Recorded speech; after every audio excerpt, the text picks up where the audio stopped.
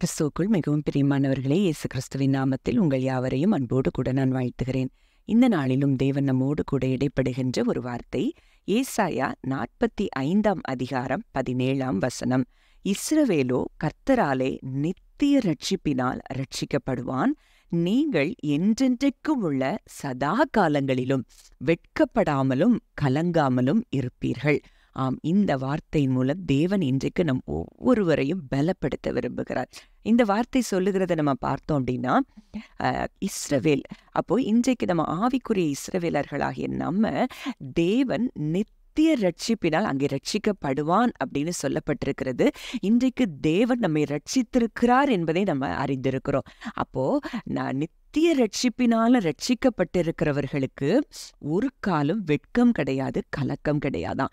நீங்கள் என்றென்றைக்கும் உள்ள சதா காலங்களிலும் வெட்கப்படாமலும் கலங்காமலும் இருப்பீர்கள். ஒருவேளை நீங்க சில வெட்கத்துக்குள்ளாக, அவமானங்களுக்குள்ளாக போகிறத போல ஒரு சூழ்நிலை இருக்கலாம். அது சில நேரம் நாம எடுத்த முடிவுகள், ஆண்டவர்கிட்ட ஆலோசனை கேட்காம எடுத்தது நிமித்தம் வந்த விளைவுகளாய் இருக்கலாம்.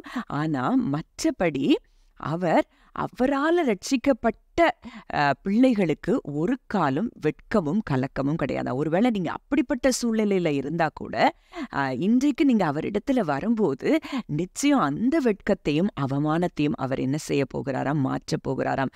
அதுதான் எபிரேயர் 9 அதிகாரம் 12 சொல்லுகிறது. வெள்ளாட்டுக்கடா, இளங்காளை இவைகளுடைய இரத்தத்தினாலே அல்ல, தம்முடைய சொந்த இரத்தத்தினாலும் ஒரே தரம் மகா பரிசுத்த ஸ்தலத்திலே பிரவேசித்து நித்திய மீட்பை உண்டு பண்ணினார். இன்றைக்கு அந்த முதல் வசனம் சொன்ன மாதிரி நித்திய ரட்சிப்பினால ரட்சிக்கப்படுவான் அப்படின்னு சொல்லப்பட்டிருக்கிறது.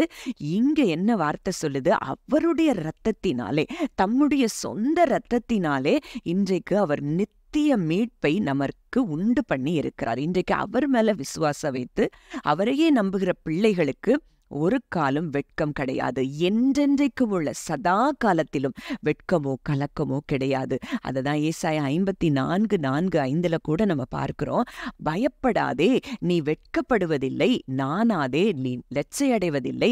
உன் வாலிபத்தின் வெட்கத்தை நீ மறந்து உன் விதவியிருப்பின் நிந்தையை இனி நினையாதிருப்பாய்.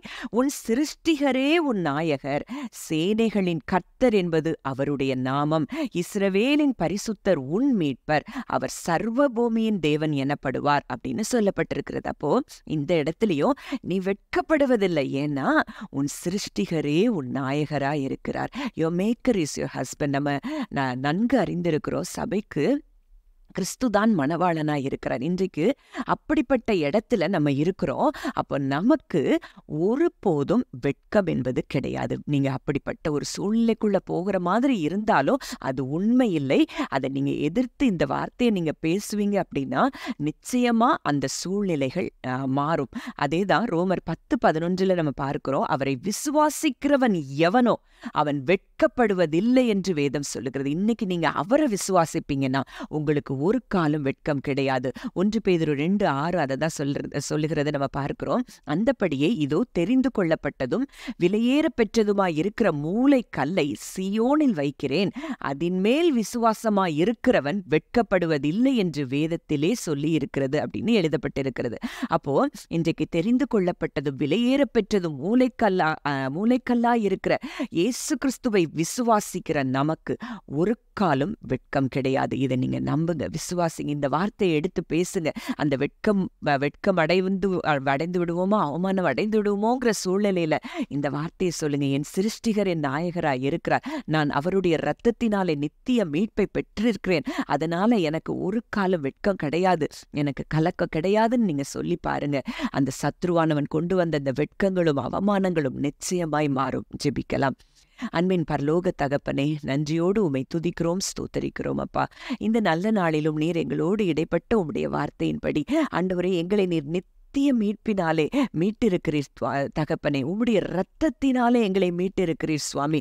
ஆண்டவரே, இவ்வளோ பெரிய விலைக்கரியம் கொடுத்து எங்களை மீட்டெடுத்த எங்கள் தேவன் ஆண்டவரே, எங்களை ஒரு நாளும் நீர் வெட்கப்படவோ கலக்கமடையவோ நீர் விடமாட்டீர் அப்பா. நீர் எங்கள் நாயகராய் இருக்கிறீர். எங்களை படைத்த நீரே எங்கள் நாயகராய் இருக்கிறீர். நீர் சேனைகளின் கர்த்தராய் இருக்கிறீர் அப்பா.